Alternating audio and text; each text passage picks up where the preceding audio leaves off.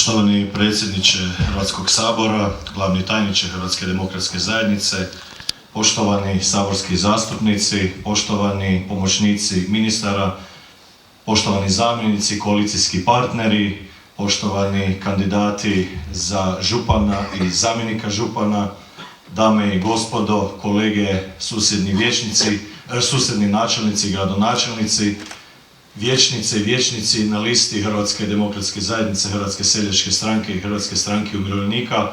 Sve vas lijepo pozdravljam u ime koalicije i u ime svoja dva zamjenika i normalno u svoje osobno ime.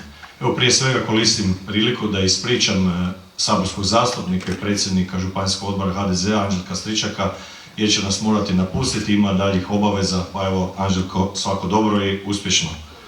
Evo jedan pljesak.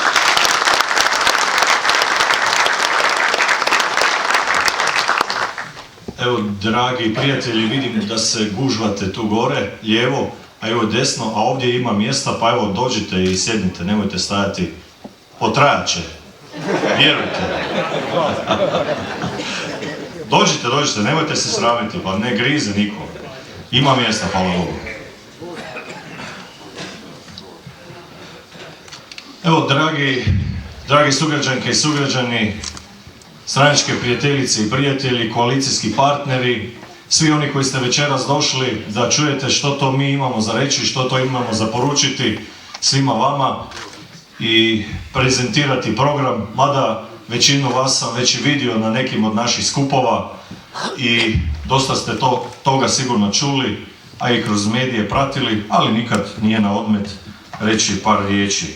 Evo, još jedanput zahvaljujem se svim gostima na potpori, na dolasku i evo na početku ću reći, njihov dolazak je upravo potvrda onoga što mi govorimo, a i što i ove brojke koje možete pratiti kroz slide show, kroz ovaj filmić koji se vrti, što smo to ostvarili, kao što je i voditeljica Mihaela rekla, u ovom vrlo kratkom polovičnom mandatu.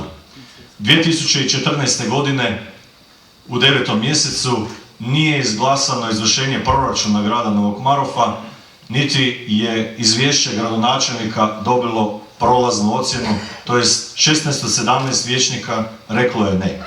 I tu je normalno došlo do raspada vladajuće većine. Hrvatska demokratska zajednica bila je oporba, bez obzira što je imala najveći broj pojedinačno kao stranka vijećnika i to konstantno od 90. godina. Pa evo, koristim priliku da tu pozdravim dva doajena Hrvatske demokratske zajednice, a to je Zvonko Buškadija, dugogodišnji predsjednik stranke, i Zdravko Maltar, dugogodišnji gradonačelnik sve do 2009. godine. Pa evo i njih pozdravimo.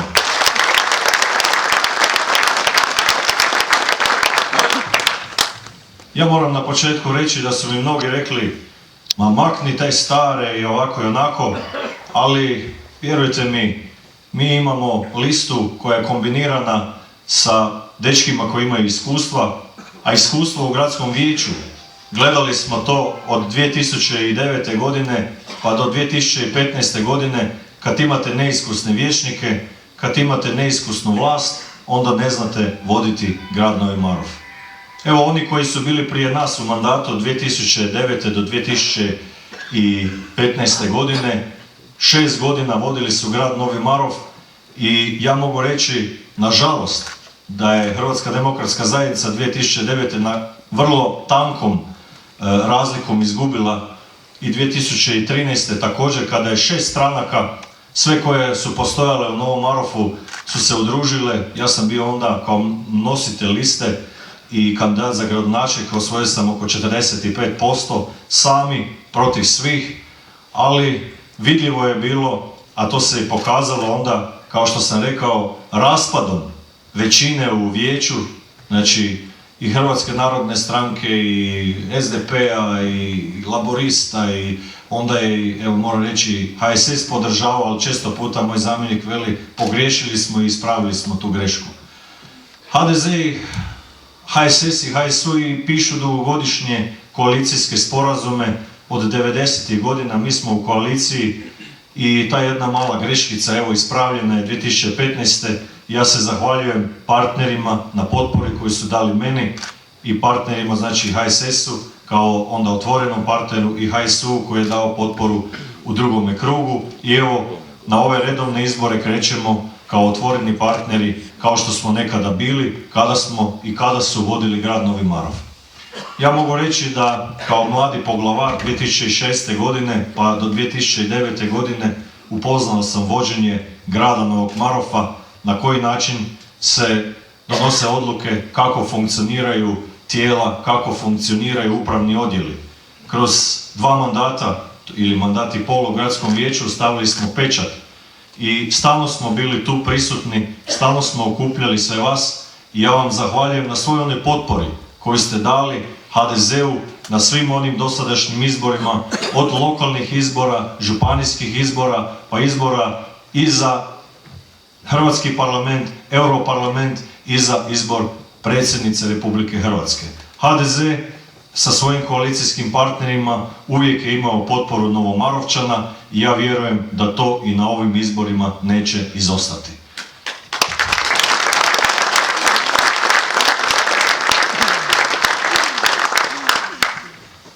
Kao što sam rekao, kada je pao proračun, imali smo prijevremene izbore i na tim prijevremenim izborima nakon tih prijevremenih izbora, preuzeli smo vodstvo grada Novog Marofa.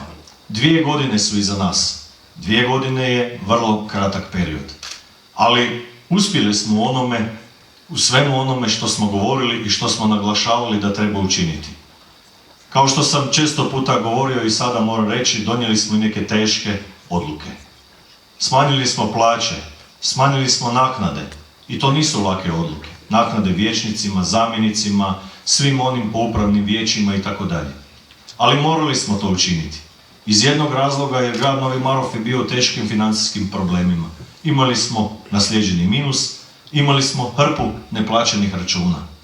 Tu kada gledate, vidite da smo počeli 2015. godine na 16. graditi kanalizaciju. A projekti su postojali i kanalizacija u Novom Marofu gradila se tamo 2007., 8. i 9. na 10. Zašto se nije gradila 11., 12., 13., 14. Pa zato jer je grad konstantno bio dužan Hrvatskim vodama 500 do 600 tisuća kuna. Zato jer 2013. na 14. Hrvatske vode su zaprijetile ovrhom i onda je to moralo se sve odjedanput platiti. Znači, nije se vodila briga i nije se kvalitetno vodio grad. Zato smo mi morali, da bi stabilizirali proračun, da bi poplatili sve ona dugovanja i da bi omogućili si daljnji razvoj, morali smo, kako mi to velimo narodski, šparati. Da bi vi mogli nešto graditi, da bi mogli ulagati, da bi mogli zamijeniti prozore na kući, krovove, krovište ili graditi, vikendicu, klijet ili tako dalje, morate imati vlastiti novac. I mi smo to rekli, to ne može tako biti. Znači, krenuli smo sa šparanjem i tu smo akumulirali određena financijska sredstva. S druge strane, računali smo da moramo povećati prihode. Pa smo uprli maksimalno i prodali neke nekretnine, jer grad Novi Marof ili općenito lokalne samouprave teško povećavaju svoje proračune, znači oni su ovisni, ali možemo kroz prodaju nekretnina u poslovnim zonama. I tu smo napravili jedan iskorak i prodali nekoliko nekretnina u poslovnim zonama prema ključu i iza autobusnog kolodvora našim domaćim poduzetnicima koji će kroz određeni period tamo pokrenuti i svoje vlastite pogone i nastaviti sa radom. Tu smo povećali prihode, a smanjenjem rashoda omogućili smo si jedan predah. Akumulacijom sredstava u proračunu napravili smo ono drugo što smo najavljivali, a to je da smo se mogli početi javljati na otvorene pozive, na natječaje koje su raspisivali i koje raspisuju ministarstva, koje imaju javna poduzeća i mogli smo krenuti u investicije na području grada Novog Marofa, a neke imat ćete ovdje priliku gledati kroz ovaj filmić, ima toga dosta i to su sve one investicije koje smo na upravo ovaj način pokrenuli. Znači onaj kotač koji se nije vrtio, koji je stajao, ja mogu reći stajao pod ručnom, mi smo ga, opustili smo ručnu i pokrenuli smo taj kotač da se zarotirao. Zato smo u kratkom periodu riješili masu točkastih problema po našim mjesnim odborima. Dragi sugrađanke i sugrađani, dragi gosti, Novi Marof je najveća po površini lokalna samouprava u Varaždinskoj županiji. Odmah smo drugi, treći po broju stanovnika, imamo 30 mjesnih odbora, od Završe do Sudovca, od Gornjih Podruta do Orehovca, znači vrlo smo raštrkani i svaki mjesni odbor, svako to selo ima svoje potrebe, ima svoje želje i normalno da treba svima pokušati maksimalno, ne samo udovoljiti, nego riješiti maksimalno onih komunalnih problema, a i voditi brigu o onim velikim projektima koji se tiču čitavog grada Novog Marofa i koji dodiruju, da tako kažem, skoro sve stanovnike grada Novog Marofa. I to smo činili. U kratkom periodu, manje od godinu dana, zarotirali smo zajedno sa ministarstvima, zarotirali smo i zamjenu krovišta i izgradnju fasada i to činimo i dalje. Evo, vidjet ćete tu, neću posebno nabrajati jer sam na svim skupovima nešto detaljnije govorio, ali evo, bit će govornika da previše ne oduzimam daha i da ne potrošim previše kisika.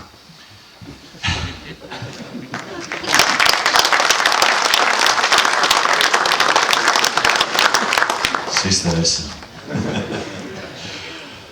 Evo, drage sugrađanke i sugrađani, nažalost imamo onu konkurenciju koja se nudi, koji su prije, evo, 2 godine, 6 godina vodili grad Novi Marof i sada su se samo zarotirali.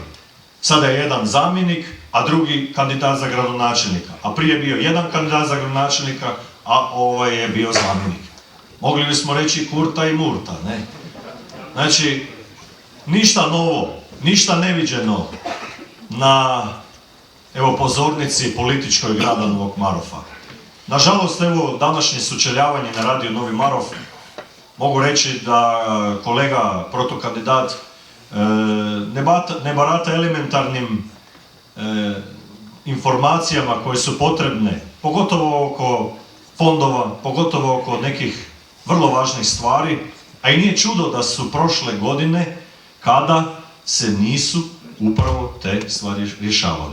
Ja to moram opet ponoviti, a ponovio sam i u eter, i rekao gospodine, vi lažete i dajte me tužite. Nije rekao ni riječi. To su čuli svi slušatelji. Znači, kad neko veli da laže, onda definitivno te može tužiti, ima snimku i ja sam to ponovio pred masu drugih ljudi. Evo, hvala Bogu, imamo posjećene skupove, znači od Sudovca do Završja, okuplja se dosta ljudi i dolazi čuti što to mi imamo za reći.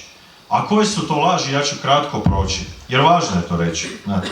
A to je, teške su to riječi, da, ja sam svjestan toga, ali kad možete potkrijepiti činjenicama, kad možete potkrijepiti dokumentima, onda možete si to i dozvoliti.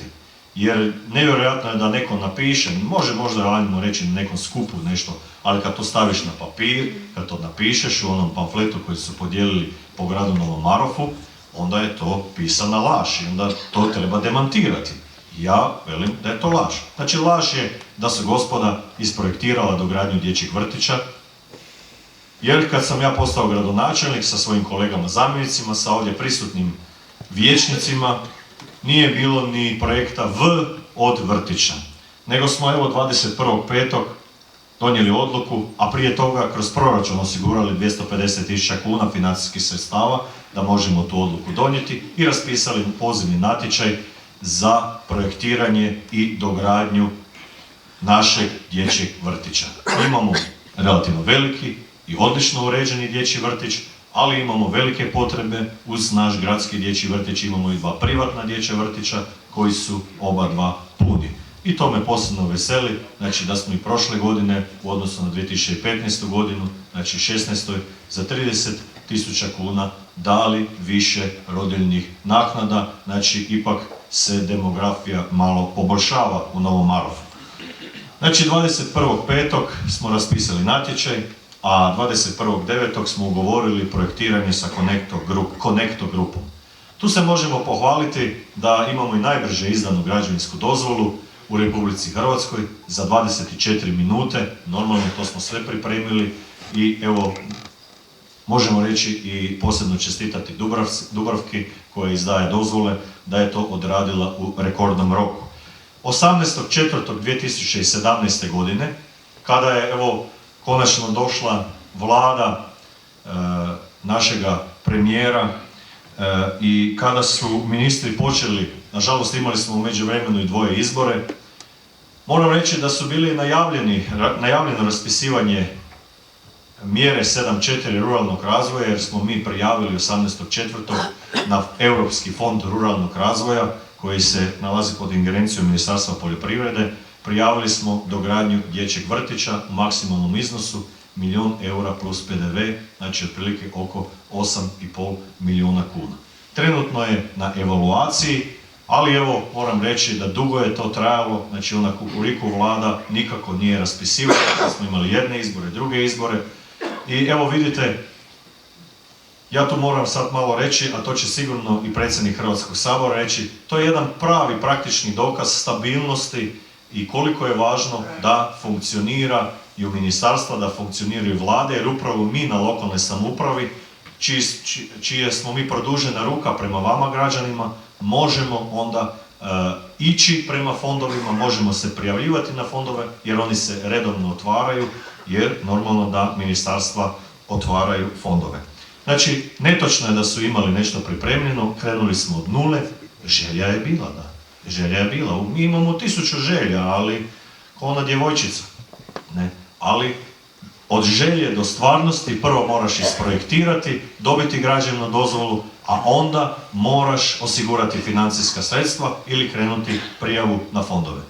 Evo bilo mi je interesantno slušati kolegu koji očito ne zna kako funkcioniraju fondovi, pa je rekao, ma šta će nama fondovi, mogli smo to mi malo jeftinije, pa ovako, onako. A nismo mogli, gospodo. Nemamo mi 5 milijuna, 7 milijuna kuna novaca u proračunu da bi mogli nešto na taj način graditi. Nema niko. Znači evo kolega Kaniški iz Kneginca uzeo je kredit 11 milijuna i dograđivao dječji vrtić. Imao je projekt koji mu je već bio praktički, morao ga je aktivirati i krenuo je na taj način. Mi imamo jedan kredit koji nam traje do 2021. godine i ne možemo si dozvoliti, znači ponovno u ovom trenutku kreditna zaduženja, ali nema potrebe. Pa zato postoje europski fondovi, zato postoje ministarstva da se njima javljamo, a ne da moramo iz vlastitih sredstava to financirati. Znači to je vrlo važna razlika. Pa veli gospodin, pa evo mi smo to mogli se to drugačije. Ne znam kako drugačije. Pa onda veli puno budete sufinancirali. A sufinanciramo otprilike između 15 i 20%, ovisi koliko će nam na kraju krajeva kad se završi evaluacija biti propisano. To ovisi i o stupnju razvijenosti same lokalne samouprave.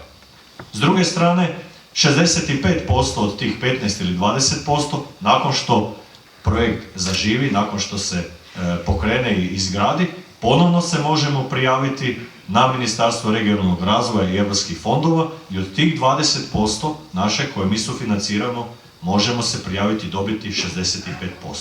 Znači, postoje modeli, samo ih treba poznavati i treba prema njima ići. Očito kolega ne poznaje, a i to je danas na radiju potvrdio pred svim građankama i građanima. Druga laž i neistina je da su ostavili riješenu sanaciju odlagališta otpada. Možemo tu reći, evo 2006. godine je još napravljen projekat kada je bio Zdravko gradonačelnik, ali u međuvremenu je prošlo 9 godina do zatvaranja odlagališta i u međuvremenu se narivalo i novo smeće, normalno sve naše smeće koje smo mi proizveli i s obzirom da nove su regule, s obzirom da moraju funkcionirati regionalna odlagališta, čime se mi slažemo, svi mi koji živimo blizu odlagališta i koji smo živjeli, sjećamo se kako je to izgledalo i pogotovo nekad davno prije 20 godina kada se to palilo i tako dalje. U ono vrijeme sufinanciranje je bilo na način 60-40. 60% JLS, znači grad, 40% sufinancirati je trebao Fond za zaštitu okoliša. To se onda prihvatilo i krenulo se polako, premda se nije previše radilo, to je bilo dosta loš model. I došli smo do 2015. godine kada smo preuzeli vlast. Mogu reći da oni jesu nešto prtljali, ali to što su prtljali, fond je jasno rekao da to nije prihvatljivi model i da se to ne može prihvatiti. Mi smo uspjeli i imali smo hrabrosti raskinuti taj stari model, početi ponovno projektirati odlagalište otpada i evo, hvala Bogu, u međuvremenu smo detektirali da nismo vlasnici dijela odlagališta otpada, nego su nam vlasnici susjedi, pa smo morali izmjestiti oko 2000 tona smeća, znači 2000 tona smeća smo morali prebaciti, morali smo i nepostojeću parcelu prebaciti prvo na Republiku Hrvatsku, a onda i na grad Novi Marof. Evo, hvala Bogu, zadnji dokumenat s 21. travnja 2017. zaprimili smo ga 28. travnja, znači potvrda glavnog projekta izdaje se od strane fonda i evo, građevna dozvola će uskoro biti pravomoćna. Tek sada je riješena kompletna dokumentacija, znači projekt i građevna dozvola. I sada ćemo se moći javiti na fond za sanaciju. Sanacija košta 14 milijuna kuna. Znači, tako se rade stvari, da se rješavaju problemi, a oni koji su koristili više manje svoje vrijeme provodili u nekim drugim gradovima, nažalost, to nisu ni uspjeli detektirati da postoje ti problemi. Ono što zorno pokazuje na koji način su radili, ja to ponavljam, to je onaj pečat, to je ono doslovno da te pogodi u glavu i nokautira, da jednostavno ne možeš shvatiti kako je moguće da 5 godina nije se rješavalo nešto što je trebalo praktički danas biti već gotovo, a radi se o onim famoznim zonama Moždženec i Oštrice, na kojima je bivši gradonačelnik pokretao nanotehnologiju. Ja se sjećam tu 2012. 13. godine kad smo na jednom svečanoj sjednici grada Novog Marofa imali prezentirano, pa čovjek onda došao je, tadašnji ministar Vrdoljak je došao i onda je rekao: a evo, došao sam u Novi Marof da vidim kaj to vi delate. A u projektu je trebalo ministarstvo dati jedno 200 milijuna kuna, ne. A došao ministar vidjeti kaj se to predviđa. I zamislite, to je bilo predviđeno kao u Moždžencu. A znate kaj je u Moždžencu? Kak mi velimo, gmanje. A kaj možemo tam delati? Trenutno pasti kravu. A krava nema, pa onda niti to. Znači, dragi prijatelji, 2010. godine još odlukom vlade Republike Hrvatske HDZ-ove Jadranke Kosor, a onda DUDI 2011. 26.1. donio je odluku o darovanju nekretnina. I to veli sljedeće: ugovor o darovanju nekretnina u svrhu izgradnja poduzetničke zone, Moždženec kao grana i isto tako Oštrice kao ključ. I veli ovako: dana 26.1. godine 2011. sklopljen je ugovor o darovanju između Republike Hrvatske kao darovatelja s jedne strane i grada Novog Marofa kao daroprimatelja. I veli sljedeće: temeljem članka 9 predmetnog ugovora daroprimatelj se obvezao darovane nekretnine privesti namjeni utvrđenoj ugovorom u roku od 3 godine od dana sklapanja ugovora, dok je u slučaju neprivođenja nekretnine namjeni, promjene njihove namjene ili neulaganje sredstava od eventualne prodaje nekretnine u gospodarski razvoj grada Novog Marofa, darovatelj ovlašten raskinuti predmetni ugovor o darovanju.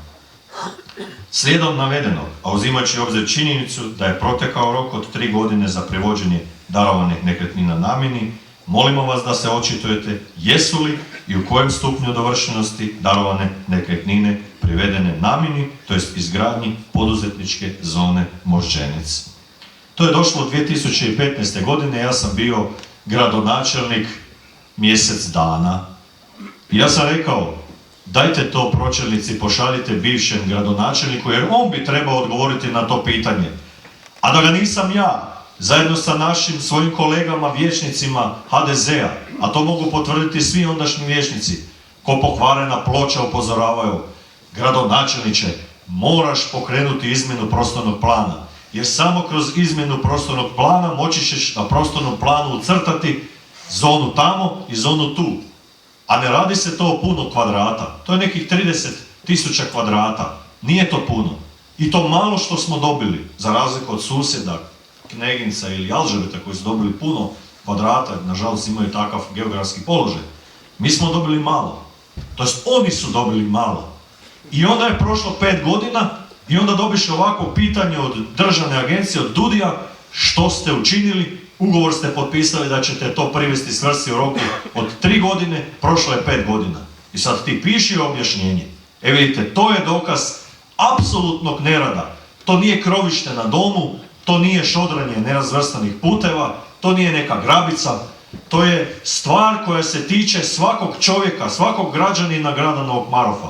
Kad ti ne privodiš nekretnine koje si predvidio i o kojima govoriš da ćeš tu pokretati zonu, da ćeš ju na kraju krajeva isparcelirati i onda moći prodati nekome, a procijenjena vrijednost vam je otprilike 7 eura, za razliku od zone iza autobusnog kolodvora koja je daleko skuplja.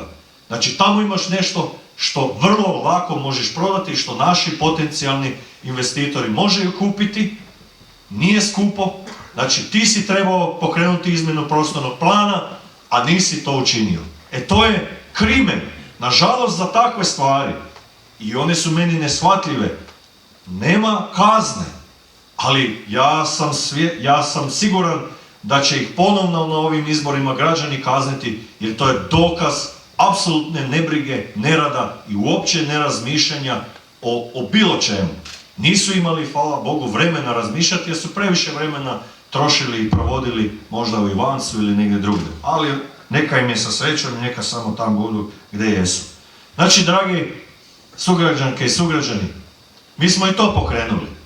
I evo ovih dana, to jest ne ovih dana, danas, evo tu je i pomoćnik ministra Lovre Kuščevića, a mi smo danas kod kolege u Iliji, evo našem susjedu, i svi ostali načelnici koji su se prijavili, javili, potpisali ugovor o sufinanciranju izrade prostornog plana i evo ministarstvo sa 93.000 kuna sufinancira izradu, to jest izmjenu prostornog plana grada Novog Marofa.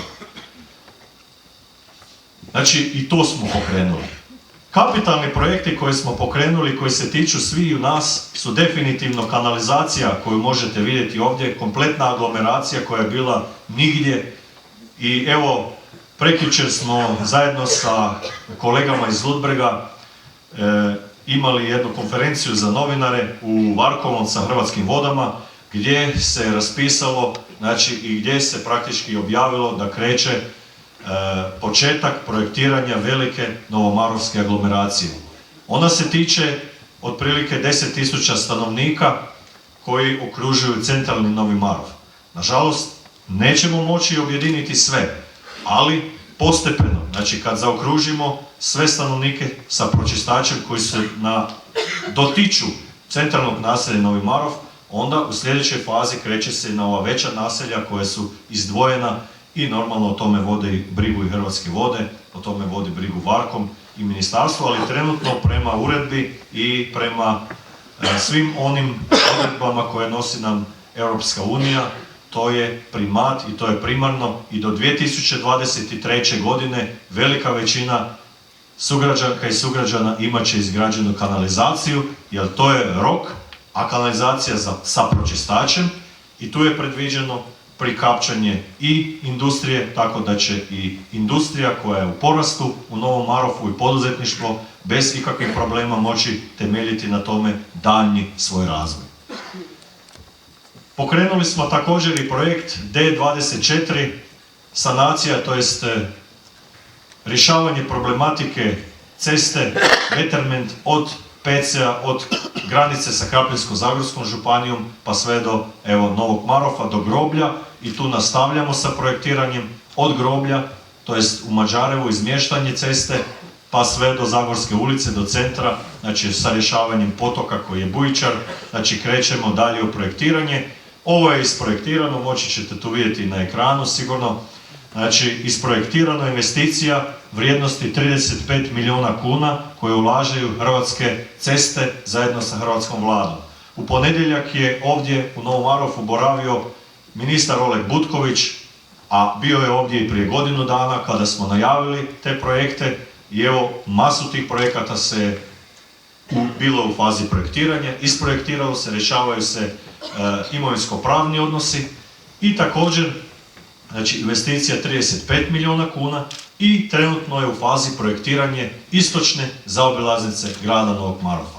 To je želja sviju vlasti od bivše države pa evo do dana današnjeg i hvala Bogu, hvala svima koji su od Hrvatskih cesta, od Josipa Škorića, od ministra, od svih pomoćnika koji su pomogli i koji su lobirali, od hrvatske vlade koja je to stavila u svoje programe i kao što je ministar Oleg Butković rekao, to se nalazi u programu hrvatske vlade 2020. godina, znači modernizacija D24 35 milijuna kuna, početak izgradnje 3. 5. mjesec 2018. godine i trenutno se projektira istočna zaobilaznica sa 3 rotora, 2 mosta, vrijednost ceste procijenjena otprilike sa PDV-om na 100 milijuna kuna. Ona je žila kucavica grada Novog Marofa. Ne samo da konačno dobijemo centar, ne samo da konačno sav ovaj nesretni promet kojeg evo, proživljavamo svi zajedno, maknemo sa centra Novog Marofa. Tu moram reći da evo, reagirali su i svi ministri, od ministra graditeljstva, od ministra policije, pa evo čeka se još završni pečat i ministra prometa, jer smo pokrenuli zajedno sa kolegama, znači od Murskog Središća, evo nas tu susjeda, krenuli smo sa akciju, krenula iz Novog Marofa, tražimo znači, da svigdje gdje je to moguće, a na području Kneginca i Novog Marofa je moguće, da svi oni kamioni, pogotovo Slovenci koji dolaze iz Slovenije i idu u Ljubišćicu, neka idu na rotoru, na autocestu, neka se skine na D24 iz autoceste, a ne da jure tu po našim cestama, uništavaju naše ceste, a osim kad izvoze to malo šodra, ne ostave niti kunu u Novom Marofu. I ja se nadam da će evo ministar uslišiti naše molbe, jer one su vrlo važne za promet, sigurnost u Novom Marofu, sigurnosti u Knegincu i tako dalje. A evo, izgradnja obilaznice definitivno će maknuti teretni i sav onaj veliki promet iz Novog Marofa. Ali, ona otvara neslučajne mogućnosti budućeg razvoja grada Novog Marofa. Znači, od budućeg rotora koji će se naći, koji će biti izgrađen i koji je predviđeni sa križanjem buduće zaobilaznice i ceste prema Ključu, tu se predviđa rotor, a cijela ova dolina, Padoš ili ti Remečice, znači po prostornom planu predviđena je gospodarske, industrijske poslovne zone, znači ispod Bora, ispod Lipe, znači i tu otvaramo daljnje mogućnosti gospodarskog razvoja Novog Marofa. Znači cesta nam je potrebna i za promet, ali i za budućnost, budući razvoj gospodarstva grada Novog Marofa. Vrlo, vrlo važan projekat, 100 milijuna kuna i kao što je prekjučer ministar rekao ovdje, on se nalazi u operativnom planu u programu Vlade Republike Hrvatske. Što znači da imamo potvrdu da nakon projektiranja moraju se osigurati financijska sredstva za otkup zemljišta. Nemojte misliti da to samo od sebe ide. Nakon što se to riješi otkup zemljišta, onda kreće zadnja faza izgradnje.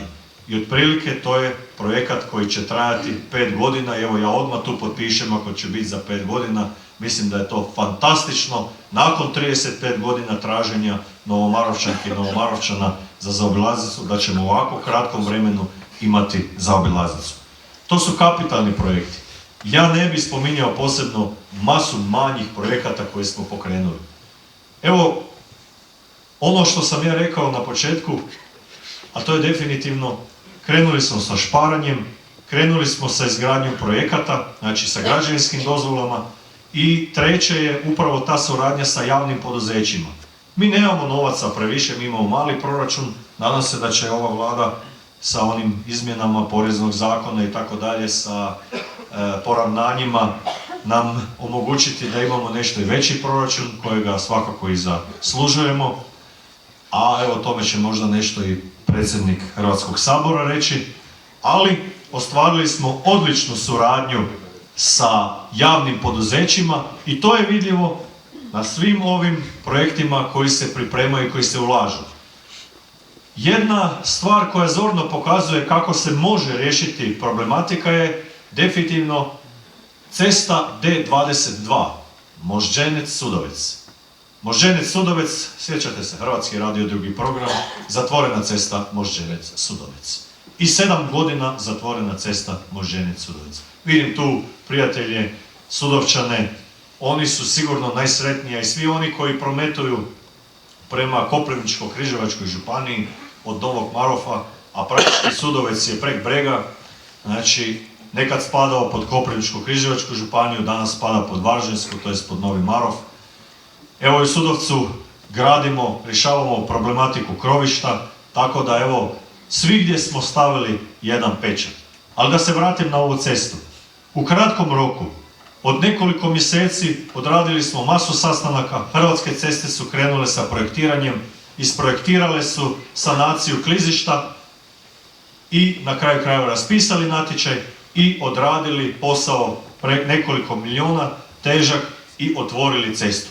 Znači, skoro 7 godina bila je zatvorena, a evo, hvala Bogu, mi smo uspjeli u kratkom periodu to odraditi. Znači, može se, ako se želi i ako si dovoljno uporan i dovoljno, nekad ja velim, dosadan. Znači, da tamo gdje kucaš, pokucaš 100 puta i nakon 100 puta sigurno ćeš riješiti tu problematiku. Evo, ja se posebno zahvaljujem svima onima koji su nam riješili i koji su otvorili D22, vrlo važnu prometnicu koja spaja dvije županije. Ja ću polako završiti sa investicijama koje su trenutno u fazi i koje smo potpisali ugovore sa ministarstvima. Rekao sam, Ministarstvo graditeljstva 94.000 kuna za prostorni plan, 145.000 kuna za sanaciju nerazvrstanih cesta. Ministarstvo regionalnog razvoja nedavno, evo prije par tjedana, potpisali smo, a već se gradi, jer smo međuvremeno i prije mi smo krenuli sa natječajem. Znači, sanacija krovišta na domu Sudovec i Podrute 150.000 kuna. Samo čitam ne iznose, jer to je ono što nam sufinanciraju, a mi ostatak moramo docolati. Zato morali smo šparati da bi imali novac. S Ministarstvom unutarnjih poslova 300.000 kuna, rješavanje problematike staze prema Rimečkoj školi, svjetlosni znakovi tu u Zagorskoj ulici. Ministarstvo kulture 500.000 kuna ove godine doći će za, već je 300 došlo, još će doći 200 za uređenje Grebegrada. Znači, Ministarstvo kulture ulaže na području Novog Marofa na onim objektima koji su zaštićeni spomenici kulture. U crkvu Remetinec, koja je najstariji objekat, sačuvani objekat, 550 godina od prvog spomena, 200.000 kuna od Ministarstva kulture i 200.000 kuna od bivšeg ministra Tolušića za sanaciju krovišta na budućem pastoralnom centru. Evo, ovaj prekrasni kulturni centar dobit će i kino projektor, pa ćemo moći gledati ovdje i kinofilmove. Nažalost, evo, to je bilo maknuto iz onog temeljnog projekta izgradnje kulturnog centra, ali i to smo ispravili. Evo, tu čestitam i ravnateljici što se je javila, a i zahvaljujem ministrici i pomoćnici Ivi što je, evo, odradila i što nam je pomogla da dobimo na svim ovim natječajima financijska sredstva. Osnovna škola Novi Marof 700.000 kuna od Ministarstva regionalnog razvoja za nastavak uređenja osnovne škole. Kanalizacija Grana, nastavak Grana Makošće Gornje. Tu sam rekao, sjećate se, kanalizacija se gradila. Vučkov dol, Purgari, Krč. Do 2009. na 10. godinu. Nije se gradila, a bila je isprojektirana. I Grana, i Makošće, i Moždženec. Nije se gradilo. Pa nije se gradilo zato jer se nije imalo s čim graditi. Zato jer nismo bili redovni prema Hrvatskim vodama, a nije se niko ni trudio previše baš da lobira da se to počne graditi. Evo, nastavak ide dalje, 3,5 milijuna kuna investicije u kanalizaciju, 630.000 kuna morat će dati lokalna samouprava, to je grad Novi Marof. Presečno 5 milijuna kuna investicije, vrlo važna županijska cesta, evo, hvala Bogu da se konačno nakon toliko godina, mogu reći zadnja županijska cesta, će se sanirati, investicije od 5 milijuna kuna. I danas, a najavljivali smo i ovdje još piše najava, predviđena sredstva 9,25 milijuna kuna, a jučer je bila ovdje ministrica Murganić zajedno sa svojim pomoćnicima i evo najavila početak gradnje centra za socijalnu skrb, a o tome se radi, na tome se radi već 10 godina i evo hvala Bogu uspjeli smo riješiti imovinsko-pravne odnose i investicija. Evo mogu vam sad ekskluzivno reći, danas je otvoren natječaj, najjeftiniji ponuđač Tehnobeton 8.200.000 kuna i nadamo se da su svi dokumenti ispravni, da će sve biti u redu, da neće biti žalbe. Ako će tome biti tako, Tehnobeton bi mogao već evo krajem godine ili sredinom godine početi graditi centar za socijalnu skrb u Novom Marofu. Znači što direktno kroz proračun? Oko 1.200.000 kuna u ovih 5 mjeseci. Što indirektno, sve ukupno 19.750.000 kuna investirat će se ove godine na području Novog Marofa. Takve investicije nisu se u Novom Marofu događale tamo od 2009. godine. I evo ponovno smo se vratili na vlast, ponovno smo zarotirali kotač razvoja Novog Marofa, trudimo se maksimalno, normalno uvijek može bolje, uvijek može više, ali uz ovakvu suradnju sa centralnom vlašću, sa ministarstvima, sa javnim poduzećima, sigurno ćemo ostvariti ove projekte. Zato, drage moje stranačke prijateljice i prijatelji, dragi koalicijski partneri, dragi gosti, dragi sugrađanke i sugrađani, nemojte da vas 21. boli glava, nemojte biti pospani, nego budite agilni, pozovite sve svoje prijateljice i prijatelje, susjede, poznanike, da izađu na izbore, jer vrlo je važno da imamo sponu prema hrvatskoj vladi, da imamo onu vlast koja je u 2 godine zarotiralo projekte koje nisu mogli oni koji su bili na vlasti 6 godina. Od vas tražimo potporu, od vas tražimo glas, vi ste 21. oni koji donose i koji odlučuju o daljnjem razvoju grada Novog Marofa.